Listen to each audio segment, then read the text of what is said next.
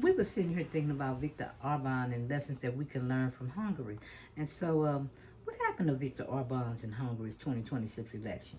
What happened was he got trounced. That's what happened. People showed up because they were tired of 16 years of oppression and lies. That's They, what they were tired of.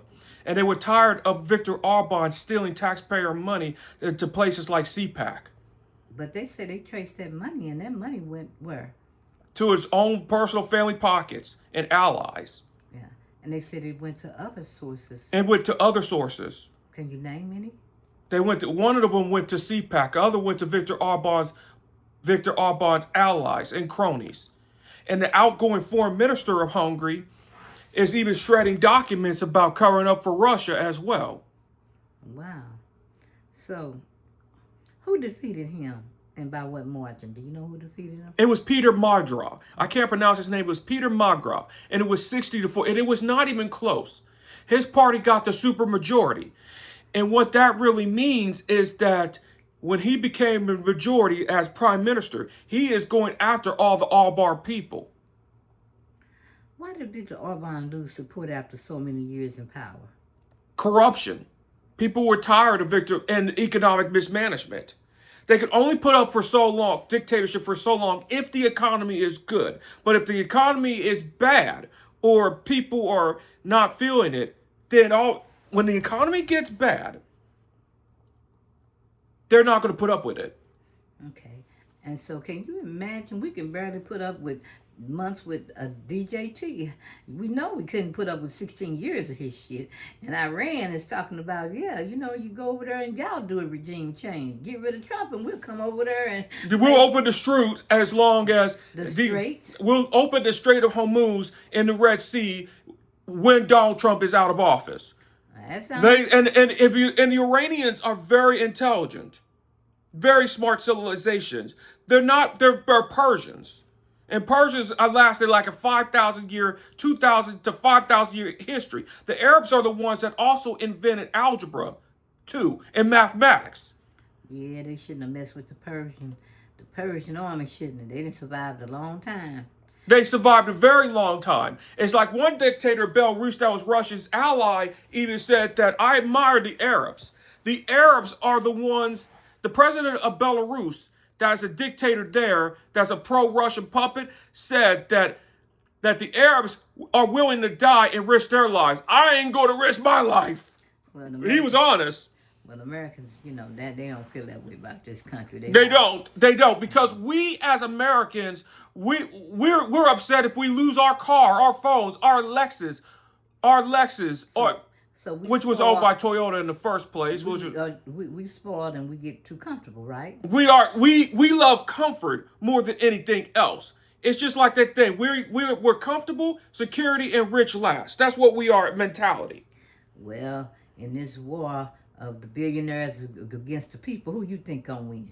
I think who is going to win at the end is going to be the billionaires at the end, but it's going to get worse. Here's what I see coming. You think the billionaires gonna win? No, I don't think the billion. No, I think the people are going to win at the end, but the way that it's going to happen, but it's going to get worse. Temporarily, the billionaires will temporarily. But if Iran put some pressure on them and saying that he want all these files and he wants DJT to tell the truth about the Epstein, that's gonna put a lot of pressure on a lot of people. That is going to put the pressure, but the people are going to win at the end. The truth is going to win at the end, but it takes a long time. Yeah. It may take years. Well, and we don't have that patience. I don't know. It may if they put enough pressure on it, the kettle might pop. It's gonna be like a pressure cooker. It might be a pressure cooker. It might take some factories getting burned down, like another Yoni, something like that, because people are beyond pissed off. Oh, you talking about the killing of the CEO? The CEO, Brian Thompson, and then also the burn down of that warehouse when they just said all you have to do is pay a living wage. The kettle is already breaking right now. Okay. Why did Orban lose support after so many years of power? Because of his corruption. Simple. And the mismanagement of the economy.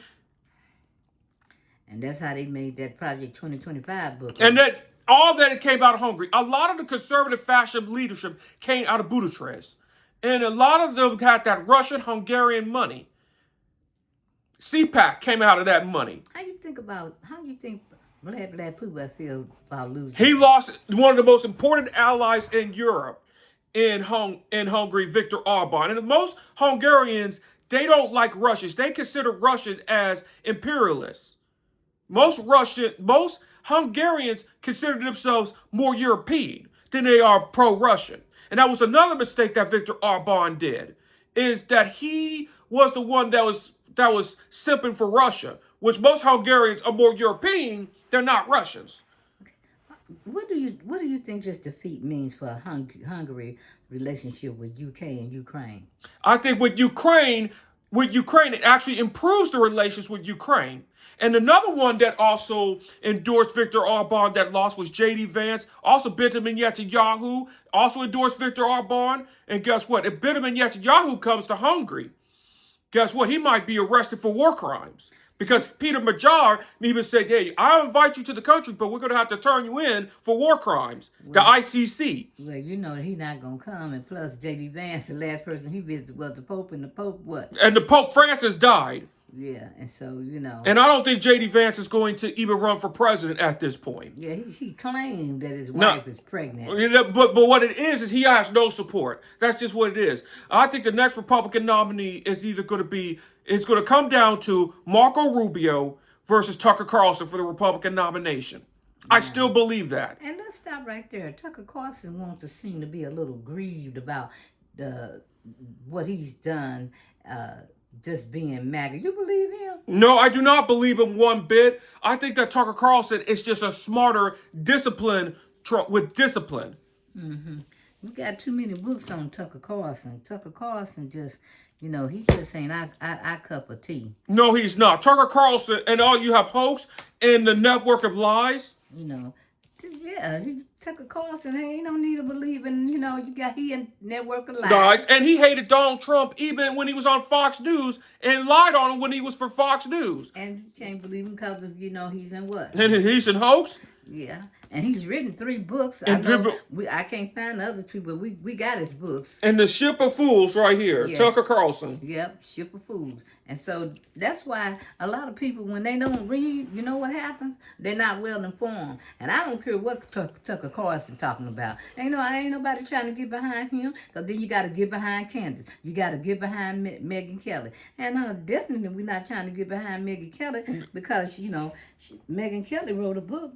And her book is, she was saying in her book, that's what? Let me see. Let's find Megyn Kelly's book. Yep. Settle for more. And when she sit up and settle for less. Yep. No, we ain't trying to do no damn Megyn Kelly.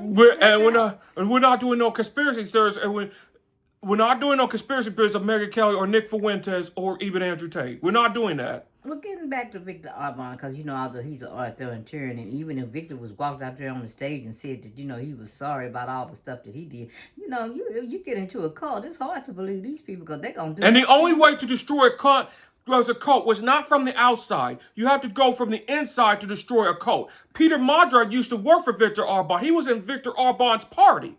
And he got out of there. What did Cat Wiggins say? Yeah, I had to go inside the cult, and he said what? And I got to expose it. I have to go through the inside. It's not the outside that's going to get you. It's going to be the inside. He said, yeah, it's getting tougher and tougher, because he ain't trying to, he's tired of messing with these people, you know. Yeah, he is. And these people are insane, are demonic. Yeah. And I'm a secularist, and I never used those religious terms. It's bad when I start using those terms. You don't even know right there. And so, why did the results matter beyond Hungary, especially for the global right? For the global right is this. If Victor Orban would have won, then right-wing fascism would have been on the march in Europe. It would have been all parts of Western civilization, because Hungary was like their version of saving Western civilization. What that really meant was saving Western civilization, defending against anybody that's African or brown people, which was their brown people is Muslim.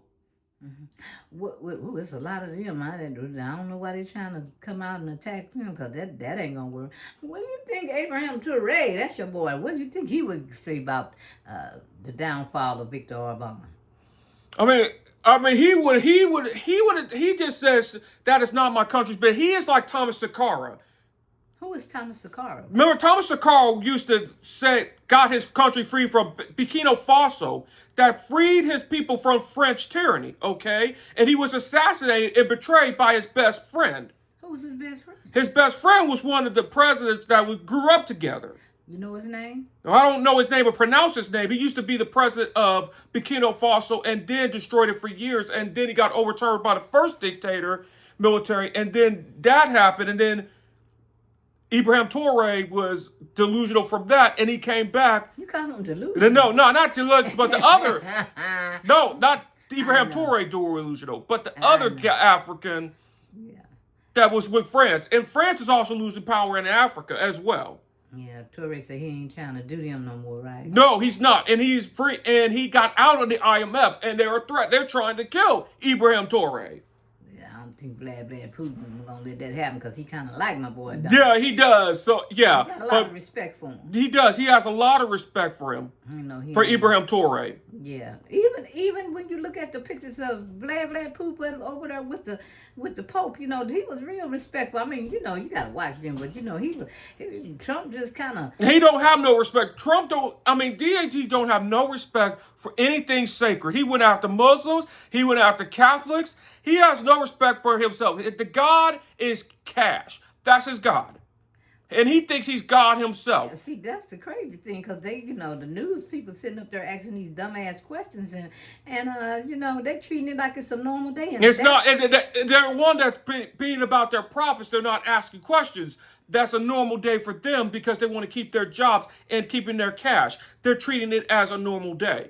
But to our independent media and us, it's not a normal day. And to neuropsychological people in the mental health community, it's not a normal day. It's a danger to us. That's why we're on the opposite end of the spectrum. We're on the opposite end of the spectrum. And you thought that, and we really think that opposite end of the spectrum is more the normal side, the way this is going.